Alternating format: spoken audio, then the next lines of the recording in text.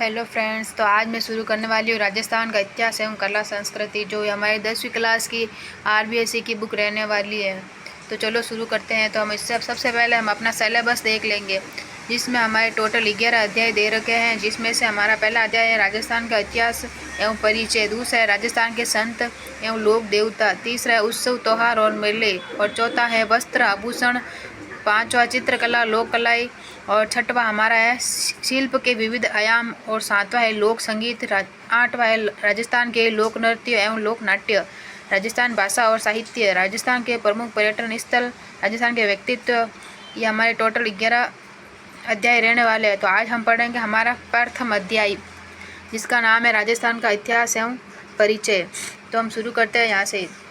तो इसमें है कि 1949 ईस्वी से पूर्व राजस्थान नाम से किसी भौगोलिक इकाई का अस्तित्व नहीं था। ऐसा माना जाता है कि 1800 ईस्वी में सर्वप्रथम जॉर्ज थॉमस ने इस भूभाग के लिए राजपूताना शब्द का प्रयोग किया गया था। तो देखिए दोस्तों, ये जो हमारी ये लाइन है, 1800 ईस्वी में सर्वप्रथम जॉर्ज थॉमस ने इस भूभाग के लिए राजपूताना शब्द का प्रयोग किया गया, तो ये हमारी सबसे इम्पोर्टेंट लाइन है। तो आप इसको अंडरलाइन कर लेंगे और अपने नोट डाउन कर लेंगे अपनी कॉपी।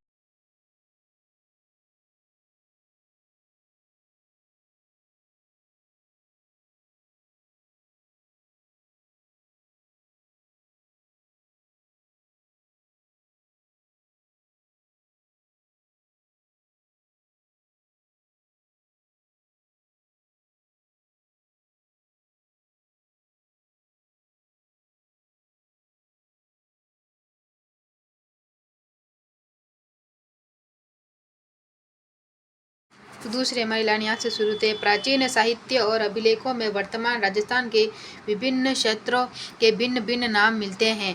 तो ये हमारी लाइन इतनी इम्पोर्टेंट नहीं है, तो वापस यहाँ से शुरू करेंगे। कुछ क्षेत्र उनकी भौगोलिक विशेषताओं के आधार पर और कुछ क्षेत्र वहाँ बसी जातियों के नामों से जाने जाते हैं। राजस्थान के क्षेत्रों के प्राचीनतम नामों में जिनका उल्लेख ऋग्वेद में भी आया है, जैसे कि मरु, धन्व, जंगल, जांगल, मत्स्य, सूरसेन आदि नाम है। तो ये सब किसके नाम है? मरु, धन्व, जांगल, मत्स्य और सूरसेन, इनके पुराने नाम है। मरु और धन्वन दोनों का अर्थ एक ही है और इनका प्रयोग जोधपुर संभाग के मरुस्थल के लिए हुआ गया है। यानी कि इसका मरु और धनवन दोनों का अर्थ एक है, जिसका प्रयोग किसके लिए हुआ है? जोधपुर संभाग के मरुस्थल के लिए हुआ है।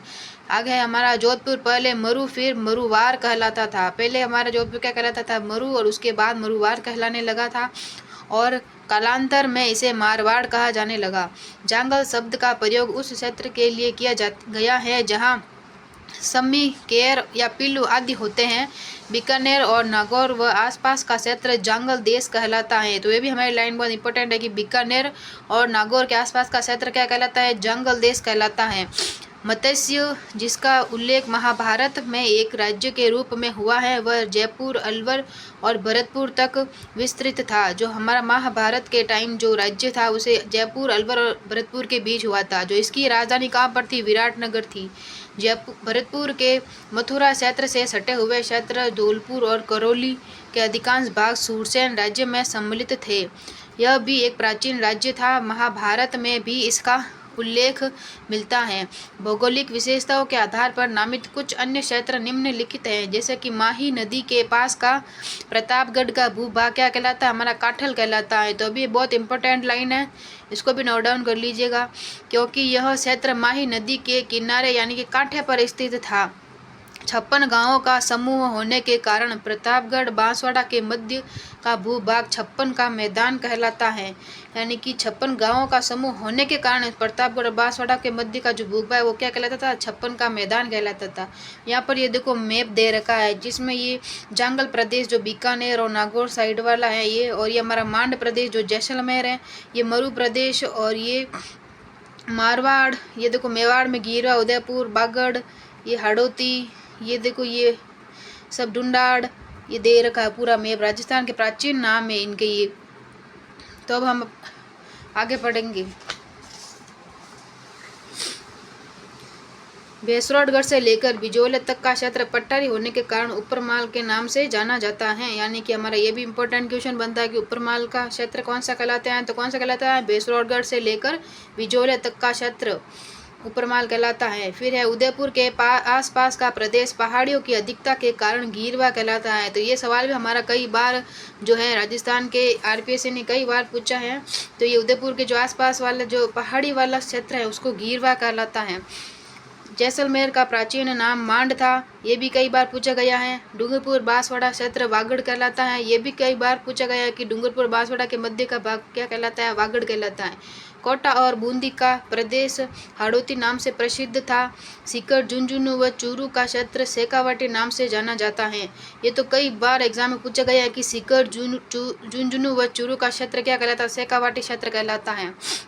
अब हम पढ़ेंगे इतिहास का काल विभाजन कैसे हुआ। तो मोटे तौर पर मानव के संपूर्ण इतिहास को 3 कालों में विभक्त किया गया है, जिसमें हमारा पहला रहने वाला है प्राक युग, दूसरा रहने वाला आद्य युग, तीसरा रहने वाला ऐतिहासिक युग। यानी 3 काल बताए इन्होंने, प्राक युग, आद्य युग और ऐतिहासिक युग। इतिहास, प्राक युग इतिहास के उस काल को कहा जाता है जिसके ज्ञान के लिए कोई लिखित साक्ष्य उपलब्ध नहीं थे, यानी कि जिसमें कोई लिखित साक्ष्य हमें उपलब्ध नहीं मिले हैं।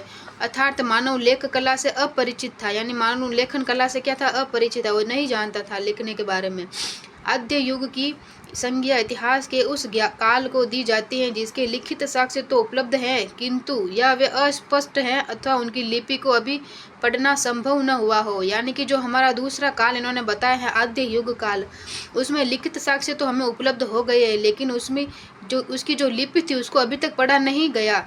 ऐतिहासिक युग उस काल के इतिहास को कहा है जिसके संबंध में स्पष्ट और सुपठित लिखित साक्ष्य उपलब्ध है। इन अर्थों में भारतीय इतिहास के कालक्रम को इस प्रकार से विभक्त कर सकते हैं। प्राक युग, यह युग सृष्टि के आरंभ से हड़प्पा सभ्यता के युग तक का था। आद्य युग, यह युग हड़प्पा सभ्यता के काल से 600 ईसा पूर्व में रहा। ऐतिहासिक युग, यह युग 600 ईसा पूर्व से वर्तमान तक जारी रहा था। तो हमारे इसमें 3 कालखंड भी इन्होंने अलग अलग बता दिए।